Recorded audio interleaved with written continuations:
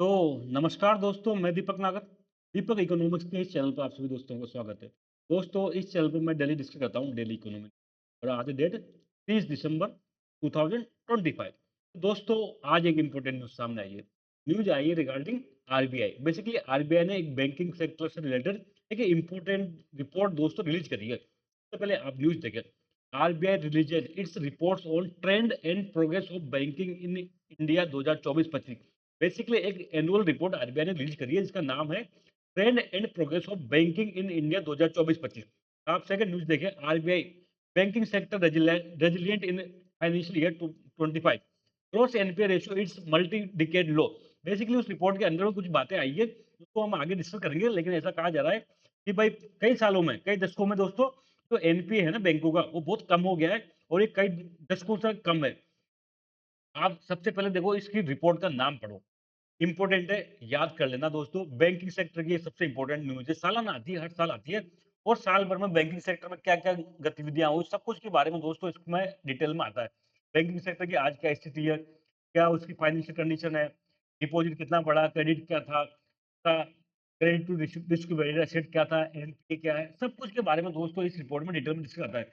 जो लोग बैंकिंग में इंटरेस्टेड हैं, उसको डिटेल तो रिपोर्ट तो और डिटेल में पढ़नी चाहिए। आप आरबीआई की साइट पे जाएँ और रिपोर्ट को डिटेल में डाउनलोड करके पढ़ें। मैं तो यहाँ पर दोस्तों एक ब्रीफ इसका डिस्कशन करूँगा। तो सबसे पहले नाम पढ़ें, report on trend and progress of banking in India 2024-25। Basically देखो रिपोर्ट का नाम क्या है, report on trend and progress of banking in India. तो दोस्तों इस रिपोर्ट के नाम से क्या स्पष्ट होता है कि जो पिछला 1 साल में 2024-25 की बात है दोस्तों, 25-26 की नहीं है। इस रिपोर्ट में डेटा जो है, ज़्यादातर डेटा 2024-25 का है। कुछ डेटा 2025-26 का, जो शुरुआत के 6 महीने सितंबर 2025 तक का डेटा है बस। अभी तो देखो 25-26 तो अभी खत्म हुआ ही नहीं है, तो ये डेटा बेसिकली 24-25 का है। तो report on trend and progress of banking in India, इस फाइनेंशियल 2024-25 में बैंकिंग में क्या ट्रेंड रहा, बैंकिंग की क्या प्रोग्रेस हुई, उस सब के बारे में दोस्तों इस रिपोर्ट में डिस्कस किया गया है। तो सबसे पहले हम इसको देखेंगे रिलीज कौन करता है। तो रिलीज तो मैंने बताया। तो बेसिकली ये रिपोर्ट जो आई है दोस्तों, trend and progress of banking in India, इसको रिजर्व बैंक ऑफ इंडिया, जो देश का क्या है, फाइनेंशियल सेक्टर का रेगुलेटर है। बैंक का रेगुलेटर कौन होता है? तो आरबीआई होता है। तो आरबीआई इस रिपोर्ट को एनुअली रिलीज करता है, हर साल करता है दोस्तों। पिछले साल 2023-24 का आया था, अगले साल कब आएगा? 25-26 का आएगा। तो हर साल दोस्तों ये रिपोर्ट रिलीज की जाती है।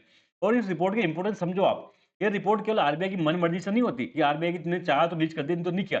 दोस्तों आरबीआई कानूनी रूप से बाध्यकारी है कि हर साल ये रिपोर्ट रिलीज करे।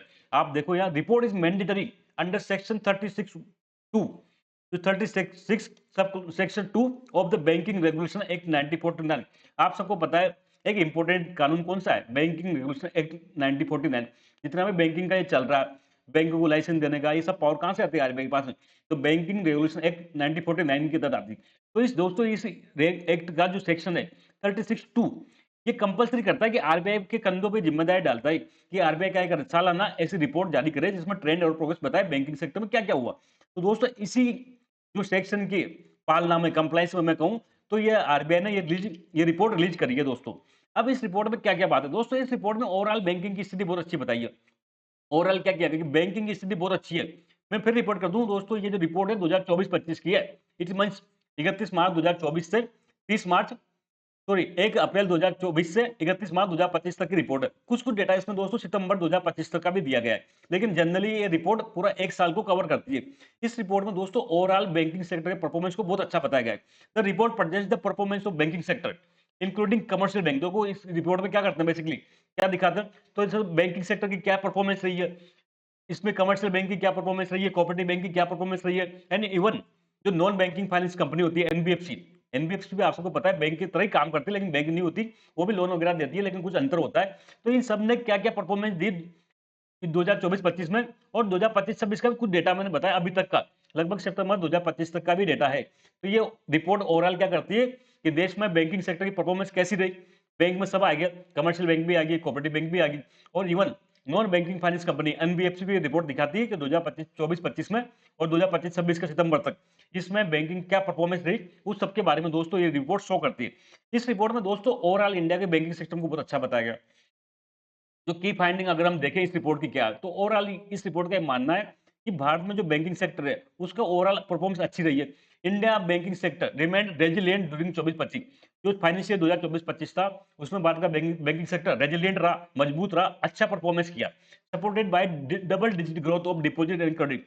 और कैसे सपोर्ट किया, कैसे पता चलता है ये बात को कि इंडिया का बैंकिंग सेक्टर अच्छा रहा? तो बैंक में दो ही काम होते हैं, डिपॉजिट और लोन देना। तो डिपॉजिट में अच्छी ग्रोथ हुई, जो फाइनेंशियल 2023-24 है उसकी तुलना में दोस्तों जो डबल डिजिट में ग्रोथ हुई, मतलब 10% से भी ज्यादा क्या हुई, डिपॉजिट में ग्रोथ हुई। और 10% से ज्यादा कहाँ किस में ग्रोथ हुई, क्रेडिट में हुई। तो ओवरऑल इससे ये साबित होता है कि भारत में जो बैंकिंग सेक्टर का अच्छा परफॉर्मेंस रहा 2024-25 में। पर ये रिपोर्ट ये भी कहती है कि albeit with moderation from previous year, लेकिन पिछले साल की तुलना में परफॉर्मेंस कम रही। 2023-24 में दोस्तों परफॉर्मेंस और ज्यादा अच्छी थी, उसकी तुलना में 24-25 में कम थी, लेकिन फिर भी वो अच्छी थी। ओवरऑल डबल डिजिट ग्रोथ रही है, डिपॉजिट में भी और क्रेडिट में भी। इसके अलावा दोस्तों जो बैंकिंग सेक्टर की बैलेंस शीट है, टोटल बैंकिंग सेक्टर की जो बैलेंस शीट है, वो दोस्तों पिछले साल की तुलना में, पिछले साल की जब मैं बात करूंगा, इट मीन 2023-24 से हम कंपेयर कर रही है 2024-25 को। तो जो पिछले साल का था उसकी तुलना में दोस्तों जो बैलेंस शीट 11.2% बढ़ी, 11.2% ग्रोथ हुई। और 2024-25 में कितनी होगी, 312.2 लाख करोड़ रुपए। दोस्तों ये डेटा इंपॉर्टेंट है, डेटा ऐसा कोई एग्जाम में पूछा नहीं जाएगा, लेकिन आप कई बार हम चर्चा करते हैं कि इंडिया का बैंकिंग सेक्टर बहुत बड़ा है, कितना बड़ा है। तो आज की डेट में दोस्तों भारत का जो बैंकिंग सेक्टर है ओवरऑल, उसकी साइज है 312.2 लाख करोड़ रुपए। मतलब अब इंडिया की जीडीपी से भी दोस्तों बढ़ाई है, 312.2, 312 लाख करोड़ रुपए के आसपास दोस्तों हमारा इंडिया का क्या होगा, बैंकिंग सेक्टर की बैलेंस शीट होगी। तो ये पिछले साल की तुलना में 11.5% के आसपास है। दोस्तों हमारी जीडीपी बढ़ रही है 7% के आसपास। जीडीपी क्या ग्रोथ है, यही है 7%, 8%, 6% ये चल रही है। लेकिन बैंकिंग सेक्टर देखो जीडीपी से ज्यादा बढ़ रहा है। जो डिपॉजिट है वो डबल डिजिट में रहा, क्रेडिट है वो भी डबल डिजिट में रहा, इवन बैलेंस शीट की ग्रोथ भी कितनी थी, डबल डिजिट में रही, 11.2% रही। तो जीडीपी से भी ज्यादा तेज गति से हमारा बैंकिंग सेक्टर बढ़ रहा है। ये इस बात को साबित करता है कि हमारा बैंकिंग सेक्टर काफी रेजिलिएंट है, काफी अच्छा परफॉर्मेंस कर रहा है। इसके बाद दोस्तों कुछ चीजें इसमें बताई गई है। एक कंसेप्ट का नाम सुना होगा आपने, CRAR का, capital to risk weighted asset. इसको कई लोग CAR भी कहते हैं, कैपिटल एडिकेशन रेशियो कह दो, या CRAR कह दो, capital to risk weighted asset कह दो, एक ही बात है दोस्तों। तो दोस्तों ये एक इंपॉर्टेंट पैरामीटर होता है किसी भी बैंक का, कितना साउंड है, कितना मजबूत है। CAR को मैं एक बात समझा दूं, सपोज करो कोई भी बैंक है, बैंक का मैं उदाहरण दूं, कोई दुकान दूं, शॉप खोली, ठीक है, इसने कुछ सप्लायर से पैसा सप्लाई मान लिया, ठीक है, कुछ सप्लाई ली, इसने कुछ पैसा क्या किया, इसने क्या किया, माल सेल कर दिया। अब इसका कुछ पैसा माल यहाँ से सेल करने के बाद आएगा, इसको सप्लाई को चुकाना। तो क्या दुकान, एक तो दुकानदार ने ये दुकान शुरू करी 1 लाख रुपए लगा के, और एक दुकानदार ने दुकान शुरू करी 1 करोड़ रुपए लगा के, मुझे बताओ कौन सी दुकान मजबूत है? तो आप सब बच्चा बच्चा कहेगा सर जिस दुकान में जिस दुकानदार के मालिक ने 1 करोड़ रुपए लगाया वो ज्यादा साउंड है। सपोज कोई कुछ पैसा डूब जाए, कुछ बात हो जाए, तो ये 1 करोड़ रुपए जो उसका खुद का पैसा लगा हुआ है, इससे ये बच सकता है। लेकिन 1 लाख के पास तो ऐसा कोई स्थिति है नहीं। तो ऐसे दोस्तों बैंक कितना भी लोन दे, उस लोन का कुछ परसेंटेज पैसा उसको अपनी जेब से लगाना पड़ता है, अपने पैसा जेब से होना चाहिए। इसी को क्या कहते हैं, कैपिटल एडिकेसी रेशियो कहते हैं। सपोज करो बैंक 100 रुपए लोन दे रहा है, तो डिपॉजिट से तो आ ही रहा है, डिपॉजिट से आके लोन दे रहा है, लेकिन नहीं, डिपॉजिटर का नहीं, खुद के जेब का, उसका इस लोन की तुलना में खुद का कितना परसेंटेज इसमें कैपिटल लगा रखी है। इसी को कहते हैं कैपिटल एडिकेशन रेशियो। मतलब अगर आप 100 रुपए लोन दे रहे हो तो उसका कुछ परसेंटेज पैसा बैंक को अपने पॉकेट से, बैंक के प्रमोटर को, इसको शेयर होल्डर हो सकते हैं, इनको अपनी जेब से लगाना पड़ेगा। That is called capital एडिकेशन ratio. अब जिस बैंक में जितना ज्यादा कैपिटल एडिकेशन होगा उस बैंक में मतलब प्रमोटर का पैसा उतना ज्यादा लग रहा है, उतनी कैपिटल ज्यादा है, इट मीन वो बैंक ज्यादा स्ट्रॉन्ग है। तो दोस्तों कैपिटल एडिकेशन रेशियो एक बहुत अच्छा मापदंड होता है। और आपने सुना होगा नाम Basel third, Basel three, Basel two भी आए थे, वन भी आए थे। तो बेसल क्या है, ये इंटरनेशनल स्टैंडर्ड है दोस्तों, बैंकिंग सेक्टर में कैपिटल कितनी होनी चाहिए। तो दोस्तों इस बेसल थ्री की पालना में आरबीआई ने भी गाइडलाइन जारी करी। तो आरबीआई ये कहता है कि जो भारत में जो शेड्यूल कमर्शियल बैंक है उनका कितना होना चाहिए, CAR 11.5% होना चाहिए। लेकिन दोस्तों 11.5% की तुलना में आज की डेट में इंडियन जो शेड्यूल कमर्शियल बैंक है उनका कैपिटल एडिकेशन रेशियो 17.2% है। CRR was at 17.2% at September end 2025 of SCB, well above the 11.5% mandated by RBI। RBI ने तो केवल कितना 11.5% मैंडेट किया, लेकिन हमारे जो शेड्यूल कमर्शियल बैंक है उनकी स्थिति बहुत अच्छी है, उनका CRR बहुत अच्छा है, 17.2% है दोस्तों, बहुत ज्यादा है। तो मतलब इंडिया का बैंकिंग सिस्टम बहुत स्ट्रॉन्ग है, बहुत रेजिलिएंट है, इनके पास कैपिटल पर्याप्त मात्रा में है और ये अच्छे से अपना काम कर सकते हैं। तो एक तरह से ये डेटा दोस्तों ये बताता है। दूसरा एक डेटा होता है दोस्तों बैंकिंग सेक्टर की परफॉर्मेंस नापने का, होता है GNPA ratio, gross non performing assets. Gross non performing asset, आप सबको पता है बैंक का क्या काम होता है, बैंक डिपॉजिट लेता है, ठीक है?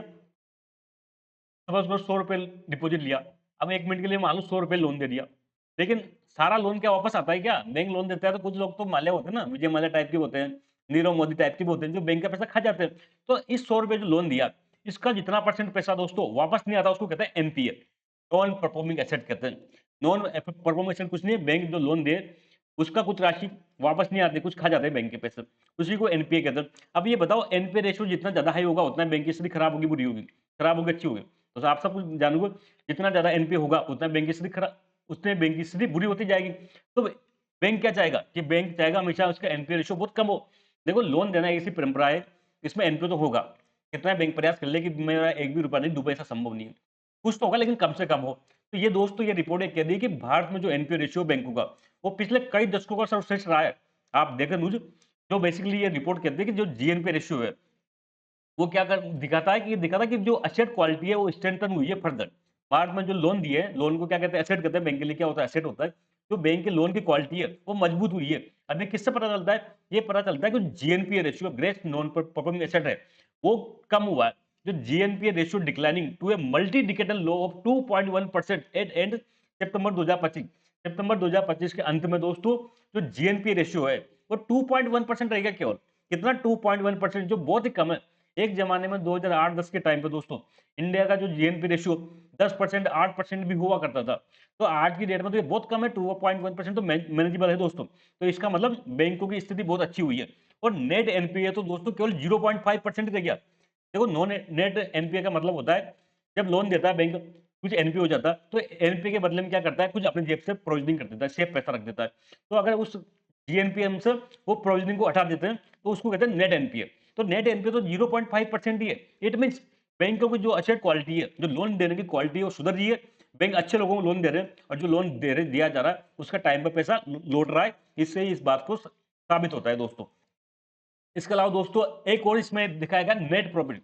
जो भारत में बैंकिंग सेक्टर का जो प्रॉफिट है मार्च 2025 के एंड में, मतलब जो फाइनेंशियल 2024-25 के एंड में दोस्तों, वो 4 लाख करोड़ रुपए बढ़ चुका है। कितना? और वो पिछले साल से 14%। कितने? बहुत बड़ा डाटा दोस्तों।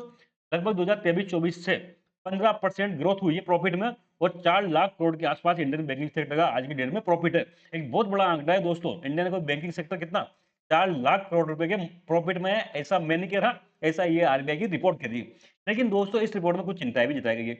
एक सबसे मेजर चिंता है वो बैंक फ्रॉड को लेकर। आप सब हम जानते हैं, बैंक में से कई प्रकार की फ्रॉड हो जाते हैं। कई ओटीपी के माध्यम से हो जाते हैं, कई हमारा bank digital payment system fail हो जाता है, तो पैसा वापस नहीं आता। कई सारे फ्रॉड होते हैं बैंकिंग में। कई सारे जानता रहा तो फेमस है झारखंड का फ्रॉड के मामले में। तो दोस्तों, इस रिपोर्ट में कहा गया है कि जो फाइनेंशियल 2024-25 है, उसमें क्या हुआ, पिछले साल की तुलना में जो फ्रॉड है उनकी संख्या में कमी हुई है, लेकिन अमाउंट में बढ़ी है। कैसे? खबर करो, पिछले साल 5 फ्रॉड हुए थे टोटल, ठीक है? लेकिन इसमें जो फ्रॉड की राशि थी, जो कस्टमर की राशि लॉस हुआ था, वो 100 रुपए का हुआ था। लेकिन इस बार समझ लो 3 ही फ्रॉड हुए हैं।